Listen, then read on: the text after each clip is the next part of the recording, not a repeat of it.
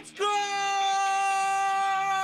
If we could address you directly right now. Everything comes full circle. That's number one. I don't tell him what questions to ask me. There are a lot of people around town that have the same question. Brush my teeth. I'm a good wash in the morning. I can't confirm or deny. You know, just keep going a little bit longer here, Mike. You keep going a little bit longer.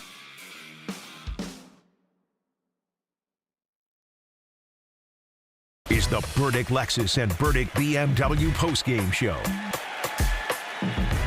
All right, welcome in on the postgame show.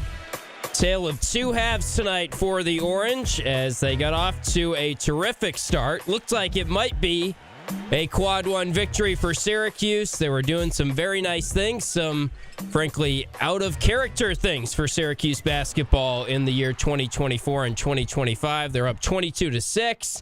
Everything was looking great. They're up 16 at one point in this game. And the final score, they didn't even cover, depending on what number you got Syracuse at here. Final score was 80-69.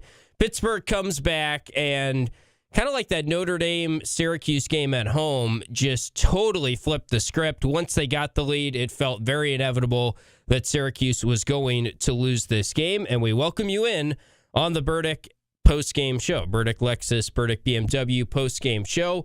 Phone line's already ringing here. We got next hour or so, we'll be with you. We'll try and effort some Adrian Autry postgame sound as well and hear what he has to say after this one, which was definitely a tale of two halves and a lot to get into. 315-437-7644 is the phone number to call. Tim Leonard here with you on the postgame show. Hop on QSportsTalk.com. In the chat as well. We'll be keeping things going, paying attention to the chat during the breaks as well. Again, the phone number to call, 315-437-7644. That is 4 ESPN 44. If you have thoughts after this really disheartening kind of loss for Syracuse tonight, 80-69 the final score, and I think I'm ready to say, maybe this is recency bias, but I think I'm just ready to say that was the toughest loss of the season for Syracuse basketball because it looked like it was going to be their best win of the season. And frankly, this team, and we've talked throughout the year, not the most talented Syracuse team, very frustrating. We all know this Syracuse team isn't good, but they should be able to come away with at least one quad one win this year or a win like this. And even last year's team really wasn't that good in the grand scheme of Syracuse basketball. And they beat Pittsburgh twice, and they went to the Peterson Event Center and won a game. They had 3 quad one wins last year. The Orange are now 0-8 in quad one games. They've lost all but 2 of those by double figures. This one doesn't feel like a double figure loss, but it is. And maybe it even feels worse than that because they were spotted 16 points. I mean, Pitt gifted them some turnovers here early on in this game, and that was kind of shocking because that's not what Pitt does. They only turned it over 3 times inside the Dome, and very much like the game inside the Dome, this is one where you feel like Syracuse should have won against Pittsburgh. And I do think Pittsburgh's a solid team. They've been in a little bit of a funk since they had that injury to Damian Dunn, and they're kind of trying to figure some things out. And it felt like they sort of hit rock bottom at halftime in terms of their season. Because remember, this was a Pitt team that was inside the top 20 and the top 25 at one point this year. And they looked firmly inside the NCAA tournament. Now they are pretty much on the outside looking in. And if they would have lost this game, they would have just been off the bubble at that point. Their next 4 out right now on Lenardi's bracketology, I think. So Pitt actually was the team that kind of dug out of the rock bottom situation and made some adjustments. And let's call it what it was. Pitt made adjustments in the second half, and Syracuse, frankly, got nothing from their stars in this game, really. We've talked all year about how J.J. Starling has been more of a second half player, how he oftentimes seems to get to 20 points just by doing J.J. Starling things in the second half. And tonight he finished with 14 points. He had 2 points in the second half. Starling was 1 for 8, 3 points in the second half. 1 for 8 from the floor, 1 for 2 from the free throw line in the second half.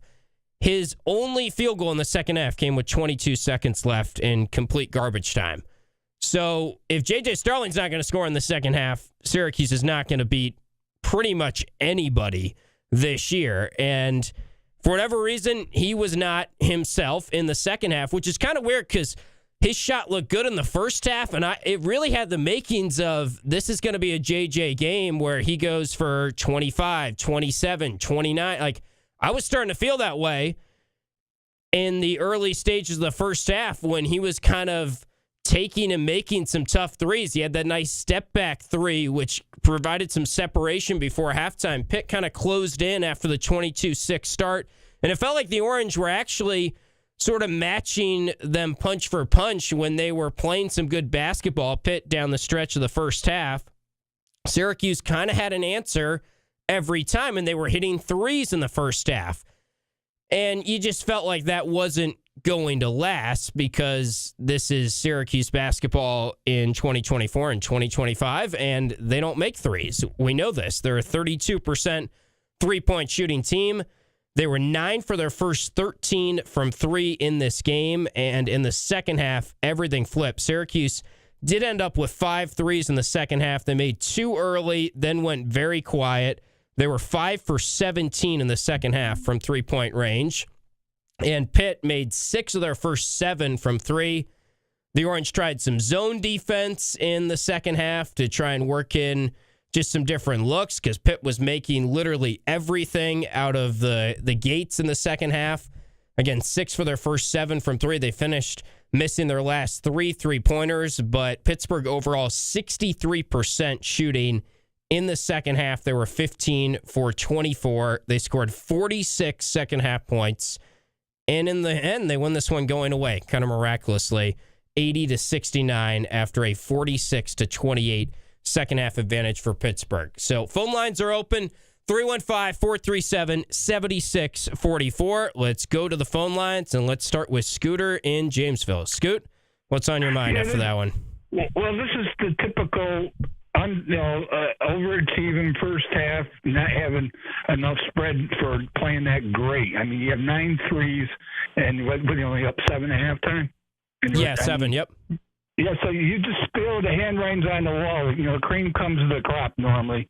Pittsburgh's not that great, but yeah, I just had a feeling if you're only up 7 and Syracuse is playing over their heads shooting the ball, what's going to happen in the second half? And you saw what happened. I mean, they got outscored by, 18 for the rest of the game. But, you're up 16, guys. I mean, you're up 16, so theoretically they outscored by 27.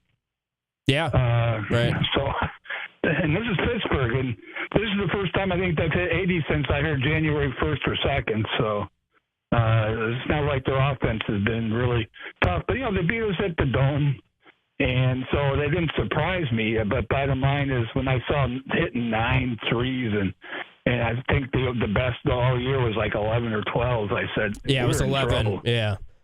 So they're over their heads, and it happens all the time. A team on the road plays above their heads and don't have that much of a margin at halftime. Look what happened. Yeah, you're right, Scooter. I'm just looking through right now. They scored 83 against Stanford in a win on January 4th. They have not gotten to 80 points since then. And actually, I mean, Syracuse allowed them to score 77 inside the Dome. I think pretty much their 2 best offensive games have been against Syracuse. I totally agree, though, on the three-point shooting. It just felt like they were going to come crashing down to the mean. And, I mean, Chris Bell was involved in this game, and I thought Red left Chris on the bench too long, actually, which is something I really haven't said that much this year. But he came in with, 14-20, 14-30, somewhere in that range in the second half. So he did not play the first 5 minutes of the second half when the game kind of slipped away from Syracuse. And not that we know what he is. He's not a good defender. It is amazing, though. You watch him in the first half after he made his third three, he's like bouncing around and running around screens and looking active defensively. And it's frustrating, not to make this about why Chris Bell is frustrating after he was like the only guy that played well, really, for Syracuse throughout the entirety of this game. But I did feel like Red probably left him on the bench too long there. And, that little things like that matter in a game like this where you're trying to win on the road. Oh, sure. And Bell's, I think, the type of guy that if he's not, he leaves his defense if his offense isn't doing well. He seems to bother him more if he's not, and that's in the second half. It's like I said, they played well enough to have a nice, sizable lead at halftime because Pittsburgh doesn't score, in the first 5 minutes of the game? They need 6. Yeah, they had 4 turnovers, didn't score a point by the first media timeout. Yeah, and that's usually Syracuse the other side. Usually it's the other way around. But when they made it to 7, they could have gone. Syracuse could have been up 13, maybe 14, and starting on 2 or 3 occasions in the first half saved the day. Where basically it looks like Pittsburgh was going to be on the roll. But that was my gut feeling was you hit 9 threes, you're playing over your skis, and you're only up 7. And with Pittsburgh, I mean, this one knocks them out of the tournament. I mean, I see them at quad 3, and that's the ironic part was Syracuse is a quad 3 loss. Anybody that they play on the bubble, SMU's coming up. They're going to knock them out. Anybody that Syracuse beats is going to be knocked out of the tournament. So that's the interesting part of this year, Tim, is that we're the quad 3. We're always worried about getting quad 1s to make the tournament. Now teams are afraid to lose to Syracuse. Yeah, that would have been probably their worst loss of the season outside of maybe recently they lost to Virginia at home. So I'm guessing that was a quad 3 loss as well for Pitt. But yeah, they would not have been in the tournament conversation if they lost this game. And, the other thing, Scooter, you're talking about how Syracuse was kind of playing over their skis. I agree with you. The first half, it just felt like they were making shots, especially threes, that they haven't made this year. Pitt also was noticeably playing just really poorly. And, they were talking about it on the broadcast, like they weren't helping on defense. They were just doing some silly stuff that Syracuse has done this year. So you could also look at it from a Pitt standpoint, like they played probably as bad as they could in the first half. They allowed 9 threes, and you look up and you're only down by 7, and you kind of had some momentum already trending your way. You're absolutely right, Tim. You see this all the time in college ball. I've always said that a good shooting team shoots lousy in the first. If they're a good shooting team, they're going to play better in the second, and vice versa. Syracuse was above their average shooting, so my gut feeling is that they weren't going to do that in the second half because they haven't done. Have they played a full 40 minutes the whole season? It doesn't feel like it. I mean, no. Maybe. I can't even think of a game. I mean, maybe like against Cornell or someone, but that doesn't count, right? Like not against an ACC opponent or someone that you went into the game worried that Syracuse would lose the game. They really have not played a full 40 minutes to this point. So, well, in that game, they're down 14-2. So yeah, you're right. It's a bad example. Yeah, So, but I'm just saying that's the way this season's been, and unfortunately, the outcome. Like I said, it might not show up in the box score, but they got outscored by 27. Yeah. So how do you lose by 27 to an average Pittsburgh team? But, heck. Right. We'll see next year. But, this is, I guess we now have to worry. I know you guys are hoping they won't have to play on Tuesday. I assume this puts them in that Tuesday quad area, right? Yeah, you got to beat NC State. That's your next game. So it's at home. You got some downtime. That's next Wednesday, I think. And, man, if you lose to NC State, you're now looking at missing the ACC tournament legitimately because NC State's behind you. So, all right, Scooter, appreciate the time. Thanks, appreciate you hopping on. That's Scooter in Jamesville. We do have to hit a timeout. We'll get to Pat after this. I'm sure he'll have plenty of thoughts as well. And if you want to call in, you can be right after Pat at 315-437-7644. That's the phone number to call. 315-437-7644. Pat, hang on the line. We'll get to you after this break on ESPN Radio and KeySportsTalk.com. Warner Sales and Service.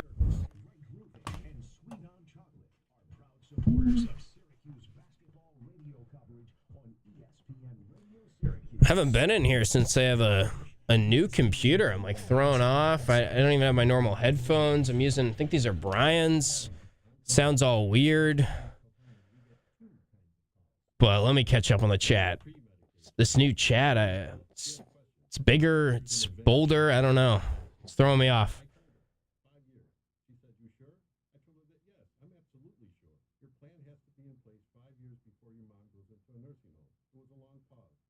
I can't even scroll up on this chat. You guys are just can't even catch up.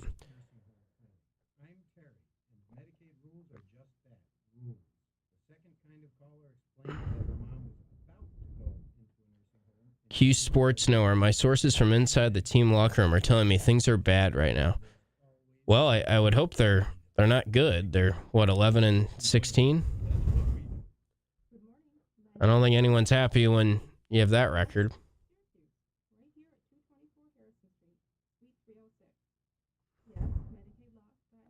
I don't think Pitt's backup freshman point guard would be better than J.J. Starling.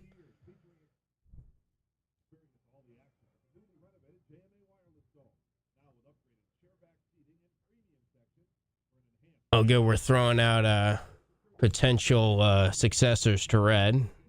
It's going to be one of those nights. Matt Langle, I see in here.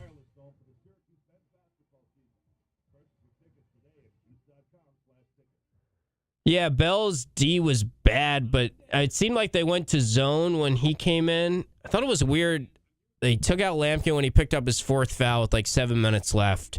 They played a possession of defense with zone with Etienne. Then they brought McLeod in, and he was in man-to-man, and so was Bell. And that was when it was an and one after Bell just gave up like a straight-line drive. And McLeod like helped and got over there, and it was like astonishing to me on that particular play that McLeod didn't block the shot. I mean, I don't think Syracuse had a blocked shot tonight, which I know isn't that surprising. Yeah, they had 0 blocks. Pitt had 8. But like, if McLeod's out there, he's got to at least block that shot. Or if he's not able to block that, like, I would just go small. I kind of wanted to just the problem is no big played good in this game, but I just wanted to see like Jair Davis and Majstorovic once Lampkin got in foul trouble. And Lampkin was bad. I mean, he's been good, but he just didn't give you enough on offense. They doubled him. They scouted him pretty well.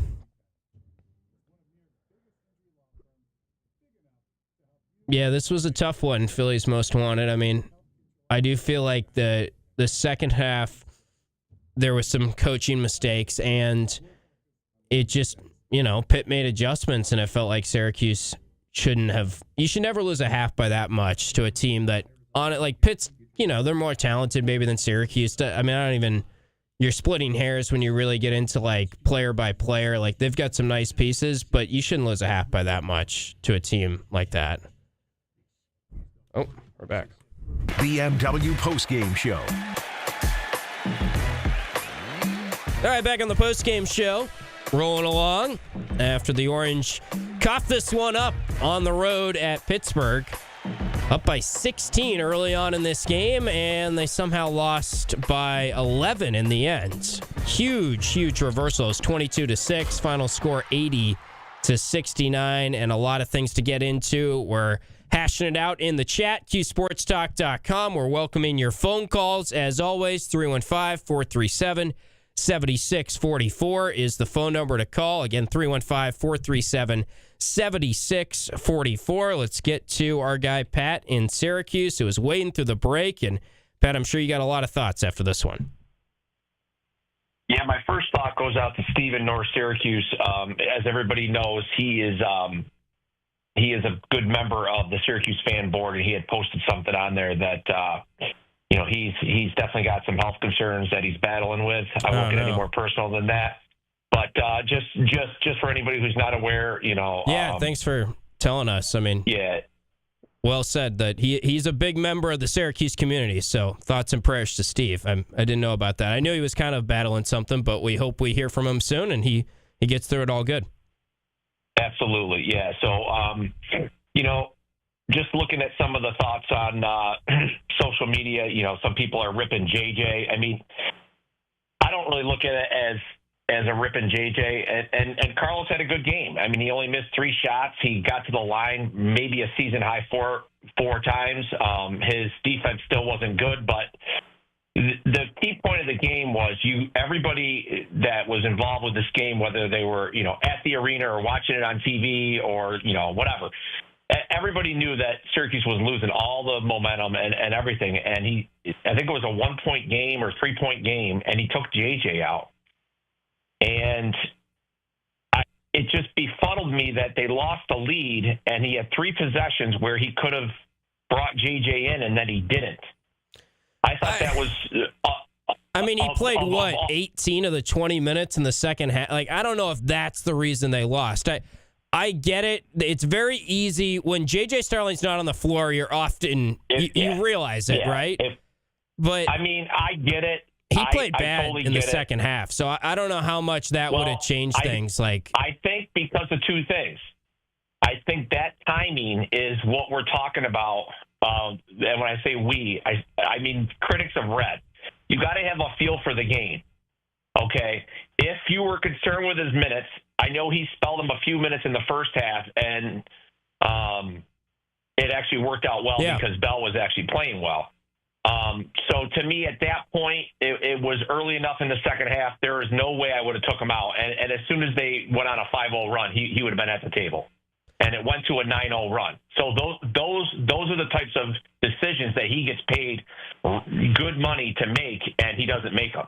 And I could probably come up with 4 more in this game and 4 more in every game that he just doesn't have a feel for it. Cuff had 3 fouls. Cuff didn't play well, but I found it funny that I was texting with Dro and Vito and Tusi, and the first text that I sent was, you have to have 3 shooters in the game. And we didn't go on the run until Bell came in, and the lineups that were working well had either Cuff or Taylor as the third shooter along with JJ and Bell. And if you look at the entire game, when they didn't have 3 shooters on the floor, they did horrendous, and when they did great. When they went on that massive run and they made 9 or 10 threes in the first half. Well, how many guys are true shooters? I mean, they made 9 threes in the first half. Tim, without Elijah Moore, let's go through it. How many true shooters are there? All right. So you asked me a question, so I would just love to answer it. What I'm saying to you is, everybody knows you have to count JJ as 1. Okay, yeah. I mean, he's not a great shooter. I'd rather see him. He was shooting well in the first half tonight. Nobody, Tim, you're twisting the narrative. I'm saying somebody who can shoot a 3 that you want to shoot a 3. Okay, yeah. JJ is 1. Can shoot a 3. You don't want Carlos. I mean, the list is pretty easy. Guys who can make a 3 and guys who can't. I mean, I'm not saying good 3-point shooters. Right, but you're saying there should be 3 on the floor at all times. Like, is that even possible?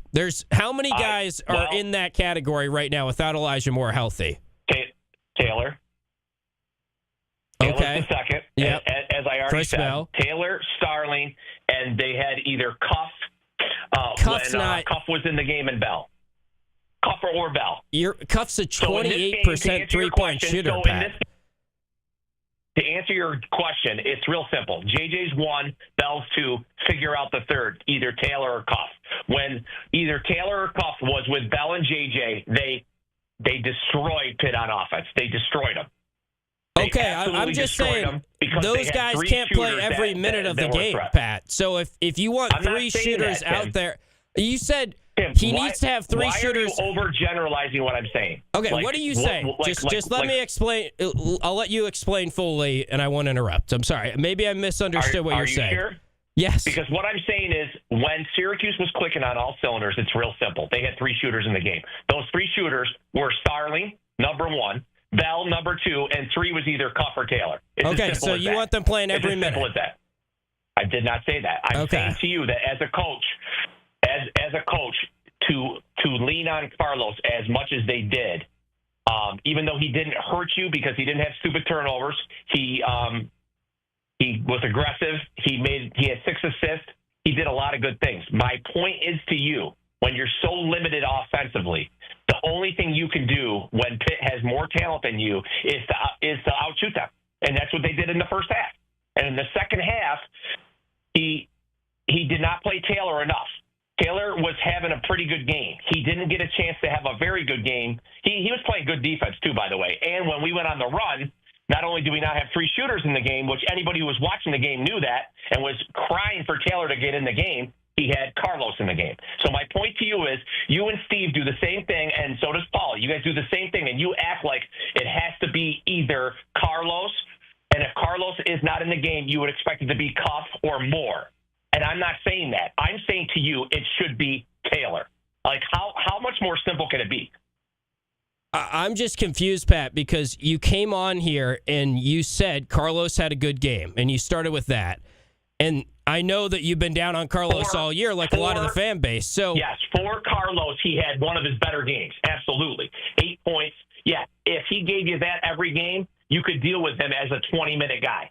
Absolutely. Okay, but so I guess how many minutes did you want? How many minutes did you want Carlos to play, and how many minutes did you want Lucas Taylor to play? It's really simple. There should have been in the second half 5 more minutes of Taylor and 5 more minutes of Bell. Especially, this is the key point to the whole game.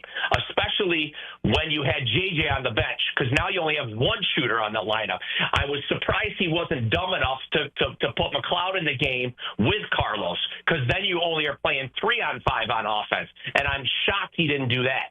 And I think actually he did, because when they were ripping the zone apart, if you watch the second half, they totally shredded the zone, and Lampkin got shredded a foul, everything so they in the took second Lampkin half. out.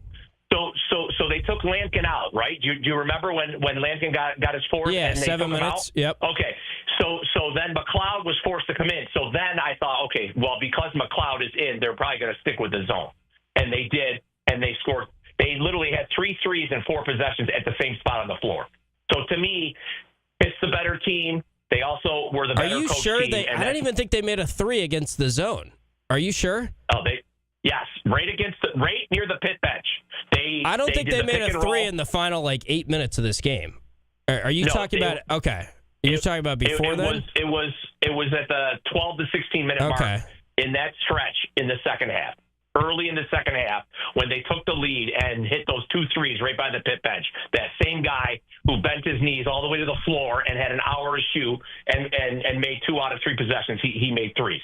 I forget the guy's name, but the point is this: you actually Scooter's call was spot on. It was spot on. You outplayed your potential by making 9 threes. I mean, we could go a month without making 9 threes. We made 9 threes. And you had everything you needed to.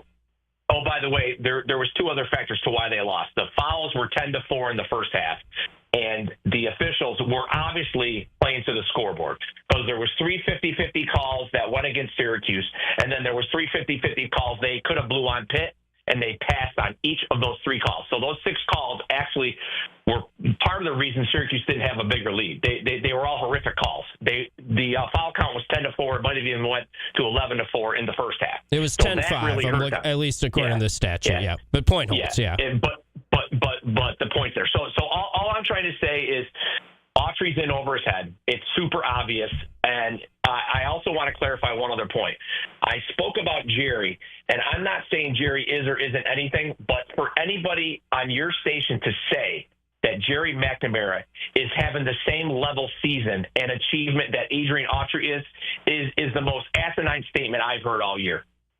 Yeah, I didn't hear that. Okay, there goes Pat. He's out of here with that, a mic drop. It's fun to argue with Pat. We got a little into it there. We'll take a break. Who's going to be the next to call in after that? You got a big phone call to back up there. 315-437-7644. 4ESPN44 is the phone number to call. We can hash out more of what Pat was saying there, and I'm sure Pat will be in the chat. You can hop in the chat as well, QSportsTalk.com. We'll be back after this on ESPN Radio. The Sports Show with Coach.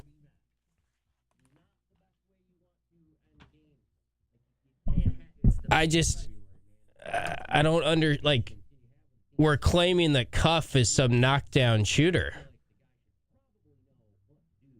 All I was trying to say there, Pat, if you're in the chat, is you wanted 3 shooters on the floor at all times. JJ is 29% from 3 on the year. Chris Bell has, they don't have 3 knockdown or 3 capable shooters really to put on the floor at all times without Elijah Moore. And I'm not saying Elijah Moore is the reason, but you're talking about they needed Cuff out there for shooting. He hasn't made a 3 in a month, right? Am I crazy? Someone tell me in the chat I'm crazy, because when Kyle Cuff shoots, I don't think it's going in. And the stats back me up.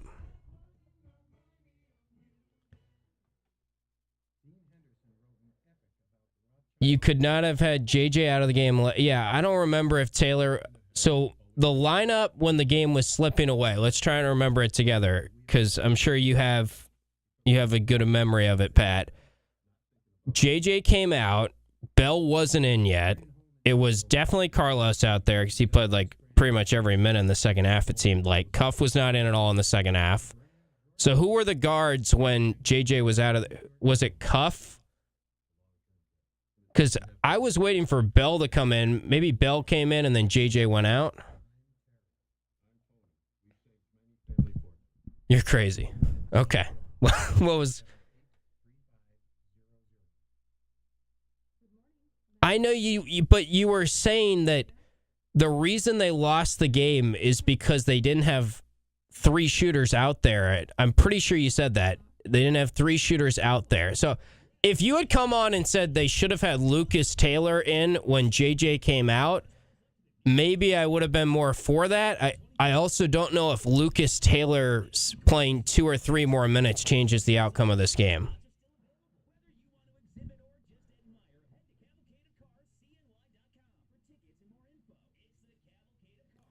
I don't think this was the game to limit Carlos's minutes. They were pressuring early on in the first half. He's an extra ball handler.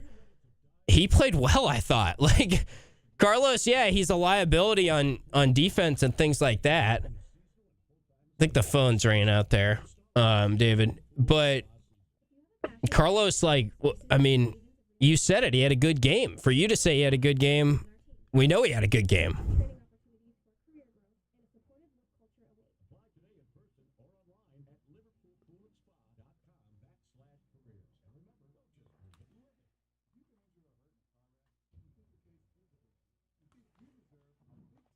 Yeah, the reason Red stays is because they have a general manager now, and you would hope that they will learn from this and do better in the portal, I would say.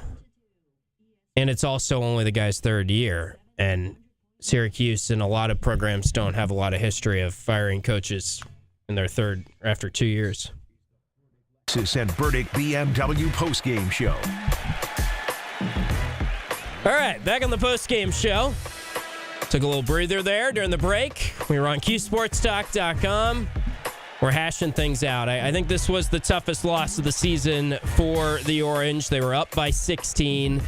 They looked like they were going to get their first quad 1 win of the year. Everything was kind of vibing in the first half, and Syracuse still has not beat a team that they were not supposed to beat going into a game this year. I don't know if they've won a game and been an underdog this year. They probably have, but off the top of my head, the only wins they've had this year that you truly felt good after the game was like Notre Dame. I think Notre Dame is the only team that they have beat that is inside the top 100 in the net rankings. The only reason you felt good about that is it was like a fun game at home after a tough first half, and the opposite basically happened to the Orange tonight where they were up 7 at the break. It felt like they maybe should have been up more. They were making threes, made 9 threes in the first half, and just totally kind of coughed this one up and played pretty poor on defense. Got nothing from their stars in the second half. So 315-437-7644 is the phone number to call. That's 4ESPN44. Let's go back to the phone lines right now, and we got Jake in Ithaca. Jake, what's up? Tim, thanks for taking my call. Yeah, of course. I think I've complained about Autry this year more than I've complained about the snow. But after this game, it looks like the roof finally caved in. Although I will say this, I can't remember a season in Syracuse history where we've had more injuries in one season. I remember Chris McCullough got hurt. I remember Devendorf tore his knee in one season. But it was always one guy, and now it's like the injuries just keep piling up. I don't know. I'm not going to complain about Autry anymore. It's just everybody is calling for him to get fired. It's not going to happen, okay? Yeah. We got lucky with Fran Brown. Syracuse doesn't pay coaches. We know that. We got lucky to have a Hall of Fame basketball coach who actually wanted to be here. So for everybody out there saying, oh, Autry needs to go, it's not going to happen, guys. Calm down. See you next season. Thanks for taking my call. All right, Jake. Appreciate it. And I agree with Jake.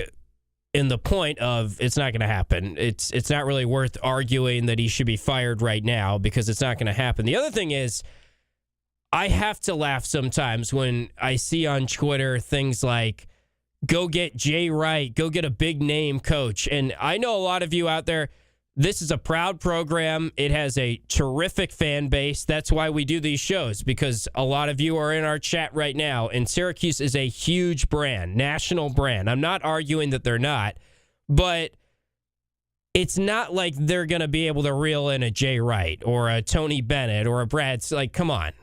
So let's be realistic when we're talking about, okay, this guy should be the coach instead of Coach Autry, which, again, I'm not at that point yet, and the school is definitely not at that point. We're guessing. I don't see it being a talking point until maybe after next year, and I think there is a lot of pressure on Red and the coaching staff to succeed next year and correct some of the mistakes they had from this year's team and some of the mistakes they made in the portal, and now they have a general manager. We've talked about all these things, so it's no point going into it. We've made this point 20,000 times on these airwaves, whether it's me, whether it's Paulie, whether it's Steve, whoever. So I don't have to get into all that and litigate why he's not going to be fired yet. But the idea of they need to go out and get a big name, like, let's be realistic. Jake just brought up a good point there. This is Syracuse, New York. It is honestly a little bit of a minor miracle that the program got to the heights that it did, and a big reason why is because of one guy. And I know it didn't go good at the end there with Boeheim, but Jim Boeheim brought this program that in theory shouldn't be some great job on the outside into national relevance, into a huge brand. Now, it also shouldn't slip too far away from that. And the fact that the NIL is not up to par, they've got to correct that. They've got to get more money to come in from donors to make sure that Syracuse basketball stays near the standard, which is the word that Red Autry has used since he was hired. We need to get back to that orange standard. He knows it. The entire coaching staff knows it. And, you know, I think it's easy to sit here and say they should have hired this guy instead of Red. They should have hired that guy. Let's be realistic about who is interested in coming to Syracuse and what the Syracuse job is in the grand scheme of college basketball in the year 2025, when NIL is very important. And we're seeing that the ACC, and Syracuse used to be in the Big East. It was the best conference in college basketball. When they joined the ACC, it was the best conference in college basketball. It's not anymore. I'm looking up right now and keeping an eye on Boston College, Virginia Tech. There's no one in the stands, and that's BC. They never really draw a crowd, but it's not great basketball. If you just watch, if you're a casual college basketball fan and you turn on an SEC game right now, it's night and day. You're sitting there watching the SEC, and it's like, wow, this is high-level basketball. And anytime I watch the SEC, I'm almost taken aback by how good it is, because I've been watching a lot of ACC basketball this year, because I've been watching a lot of Syracuse basketball. And the ACC is not good. And in the past, we've said that, or the general perception has been the ACC isn't good. And then they've gotten in the tournament and won games. This year, they're just not good. I mean, they might get a team that, like Duke, that makes it to the Final Four and makes those streaks continue and things like that. But, yeah, it's not. I mean, it's maybe not quite as bad as the national perception, but it's pretty obvious the talent level in the ACC is way less than the SEC and way less than really the Big Ten right now, and it's just going to keep going that way, honestly, given the climate of college basketball and NIL and the value of it. And I'm not going to get up here and talk about NIL. We've hashed all that out and why that's important for Syracuse to get the NIL up. So I just say I think Jake in Ithaca brings up a good point there about Syracuse, in a way, was very lucky to get to the status that it did. And how do we get back to that status? I guess you gotta really strike on the next hire if it comes to that. If Coach Autry isn't the guy, which I don't think it's time to already declare that. I think we see what happens next year, and I'm sure that's what the administration and everything is thinking as well. But if he's not the guy, then they're going to move on. they'll move on in time and they'll try and hire the next guy. But realistically, you're just trying to get some hotshot mid-major coach and hope that works out.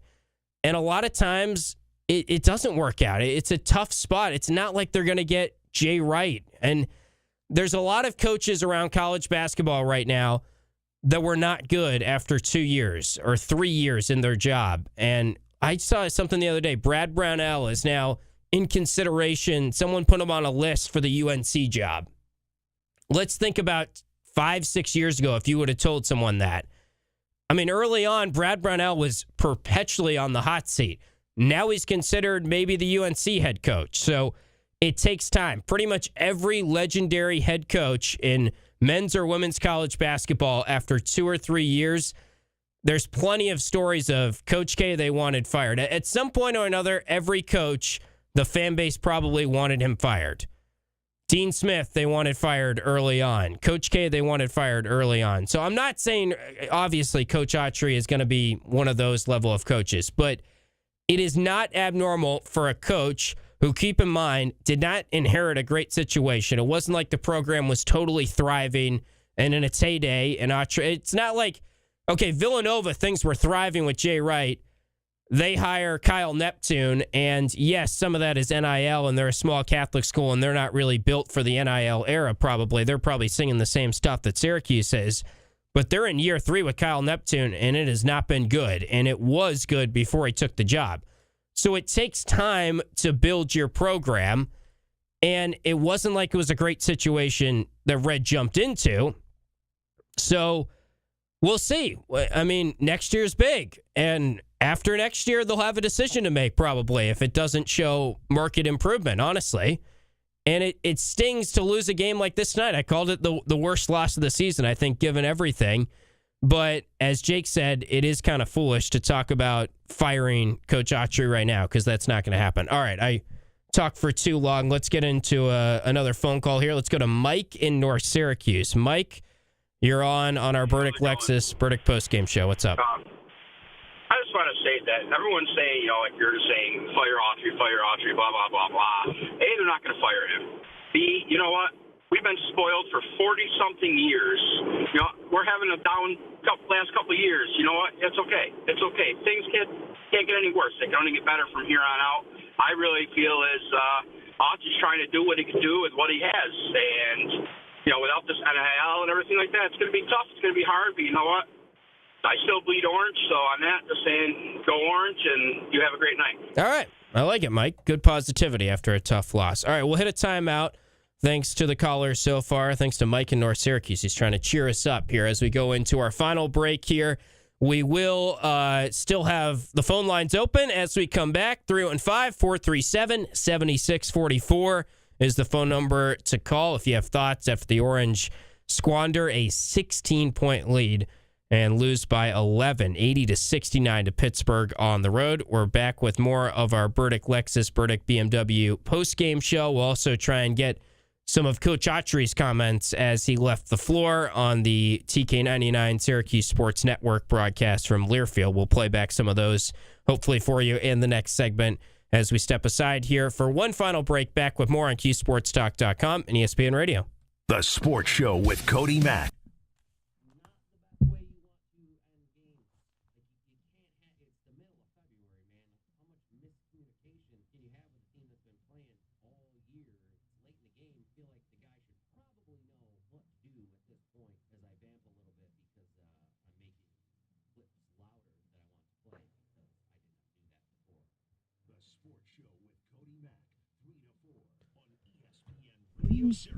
All right, chat. Sorry, I'm just trying to see if we have red sound. Yeah, we got pretty lucky with that Boeheim guy. We did.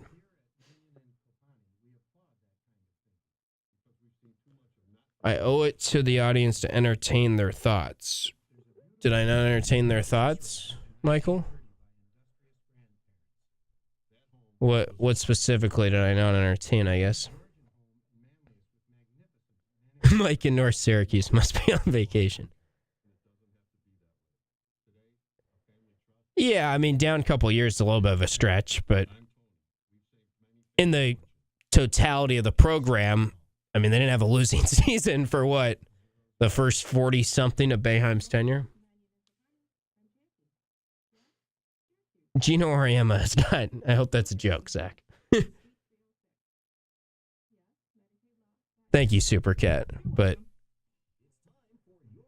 stop ridiculing your audience. Okay? Again, I'm going to need, when you keep telling us to stop talking about Red getting fired. Look, all I'm saying is it's not going to happen. I think that's pretty much just like a fact. I mean, it's not a fact, of course, but I agree, Mike. Fans should be disappointed. The coach in the second half wasn't good, but I don't think I was ridiculing anyone. I'm just saying what the last two callers basically said too, which is there's no point in talking about it. This year, at least. And I just laid out all that. Why do we need to fire Alan Griffin?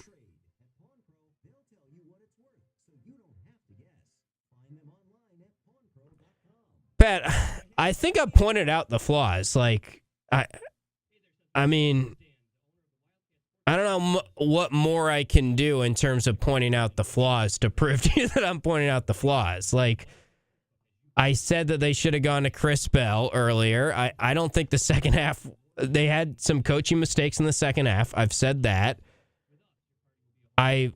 Obviously, they totally whiffed in the portal, and that's all on the coaches. Obviously, this isn't acceptable. Like, Waka Waka, I do think, should they make a change to the staff? I would say probably yes to that. They probably should shake up something after this year. And to me, maybe that is trying to find a veteran coach that can help Red, because there have been some coaching decisions that feel like it's a guy who's in his second year ever of being a head coach.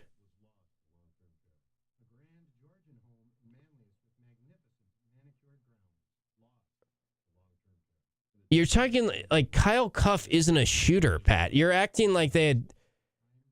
I mean, he's going to take a shot when he's open, but you're acting like the 3 shooters to 2 shooters is like some great divide that changed the landscape of the game. Like, they were struggling when JJ came back in the game. I mean, JJ didn't really make a field goal in the second half, but until garbage time.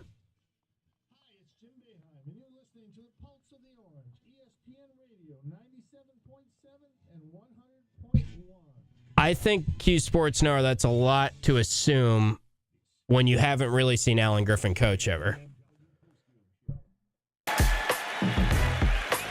Back on the post-game show, rolling along in the chat, taking your comments in there. One final segment here on our radio airwaves, going a little bit past our hour of time with you here after this one, because frankly, this warranted it, I think. This is a really tough loss, tough one to swallow for the Orange after how this game started.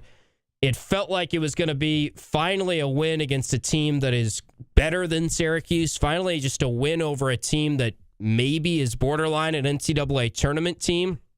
Don't even think Pitt will make it into the tournament.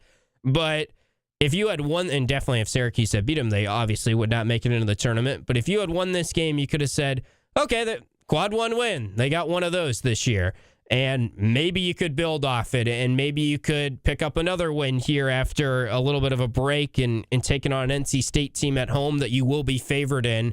There's a couple games left here that Syracuse should be favored in. NC State at home, and then I believe it's Virginia at the end of the year for Syracuse. You have Virginia in the final game of the regular season.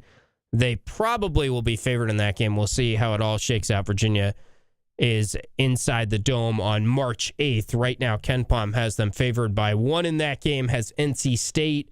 The next game for the Orange on Wednesday night, the 26th.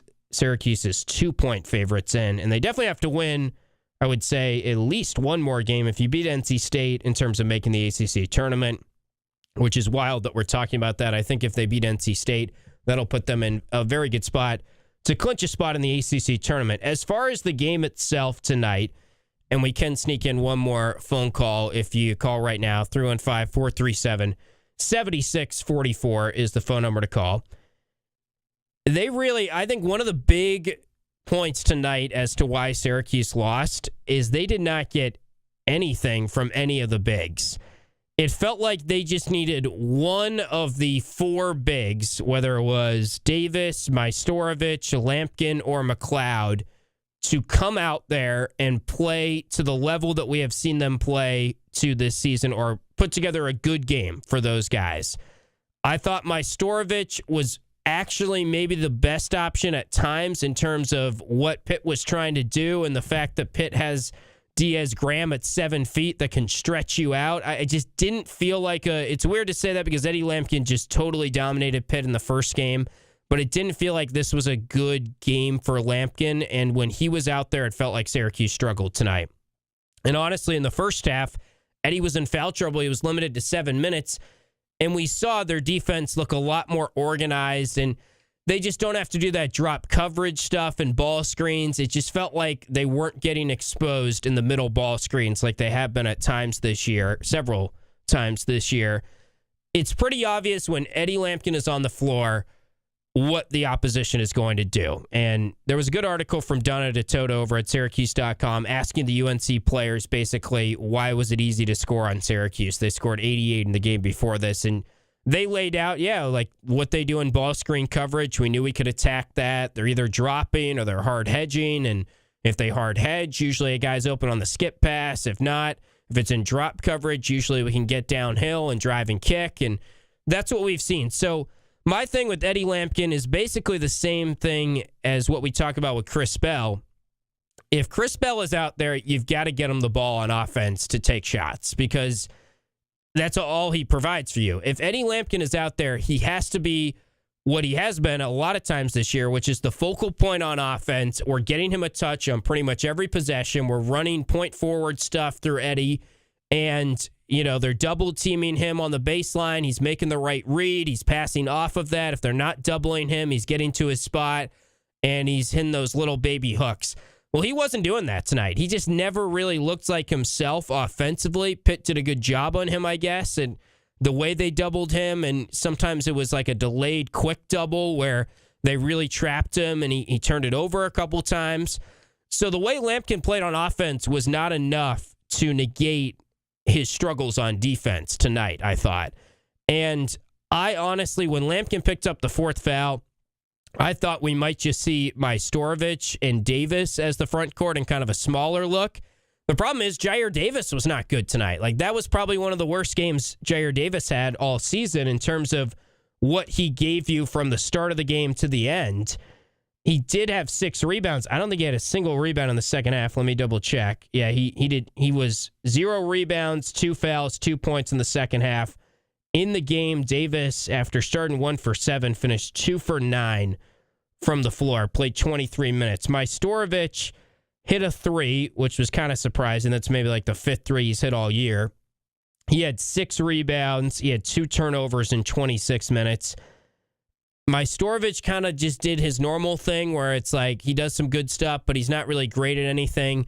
And it wasn't like he had too many overwhelmingly bad plays, but he's just not giving you good offense or great defense really when he's out there. Whereas if Lampkin's out there, usually he's giving you good offense and good rebounding, but he's sacrificing on defense. And Lampkin wasn't really himself offensively tonight. So I felt like if they had gotten a B+/A- game from a big, and maybe McLeod is separate from this conversation because we know what McLeod is a little bit more, and his ceiling is just not what the other 3 guys are, as I choke up and lose my voice here as we're winding down the show.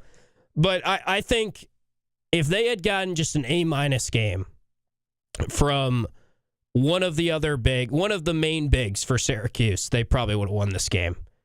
And they did not. So the second half went terribly wrong.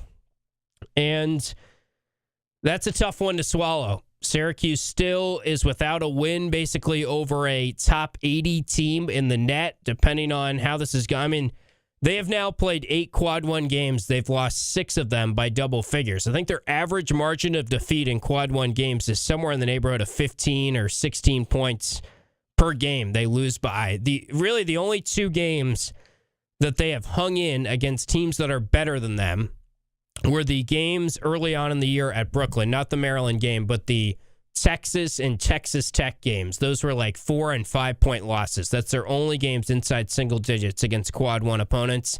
They haven't even fared great against Quad 2 teams. Only Quad 2 win this year is at Cal, and that is their best win of the year, maybe outside of Notre Dame at home, which Notre Dame is the highest net ranking of a team that they have beaten so far, for whatever that's worth. So it's very disappointing. Like last year, they upset UNC, who was a 1 seed, and won the ACC regular season. They showed the ability to play to a higher ceiling. And we know this year's team isn't as good as last year's team.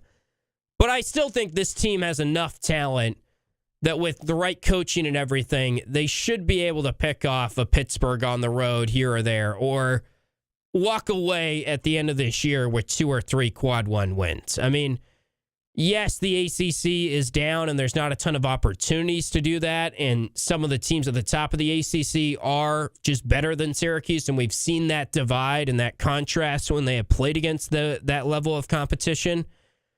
But it didn't feel like this, like to lose to Pitt twice, that's a missed opportunity. To lose the game to Wake Forest early on, maybe it would have been that game as one of your better wins. I don't even think that would have been Quad 1 because Wake hasn't been as good as we thought, and that was a home game. So that must be a Quad 2 because that was a single-digit loss, and I know that they only have 2 single-digit losses in their 8 Quad 1 games so far this year. So they just have not played up to competition. They have not honestly looked like a team that has any sort of ceiling, and I think that's the disappointing thing, especially at this point in the year.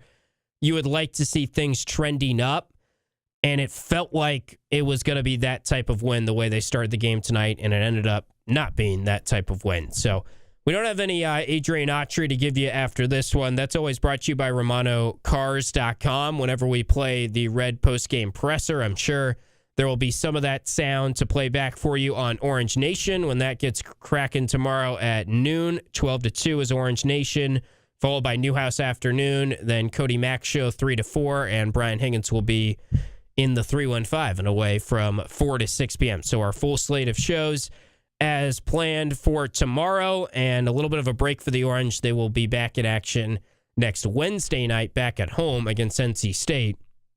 That is a must-win game or a can't-lose game, however you want to define it, because, I mean, it really doesn't mean much because the season is progressing in the sense that what does a win really matter? But that one actually means quite a bit for making the ACC tournament, and you don't want to miss the ACC tournament. I mean, I don't care if you go there and you lose one game, we will not remember this team as much if they make the ACC tournament. You'll remember this team more in a negative light as, yeah, that was the team that missed the ACC tournament. If they miss the ACC tournament, that'll be something that will be just a part of the legacy or the lack of a legacy of this team. So you don't want to be that team, especially in the first time that you can miss the tournament. Again, 15 of 18 make it to the ACC tournament this year. So Syracuse will really, it would do them a lot of good to beat NC State if they would like to make the ACC tournament, which we know they would. So tough one on the road tonight, given how the game started. We appreciate all of you in the chat hanging with us here on QSportsTalk.com. We appreciate all the callers as well, and we'll wrap it at that. We'll talk to you tomorrow with Orange Nation starting at noon. Until then, have a great rest of your night, and we'll talk to you next time on ESPN Radio and QSportsTalk.com.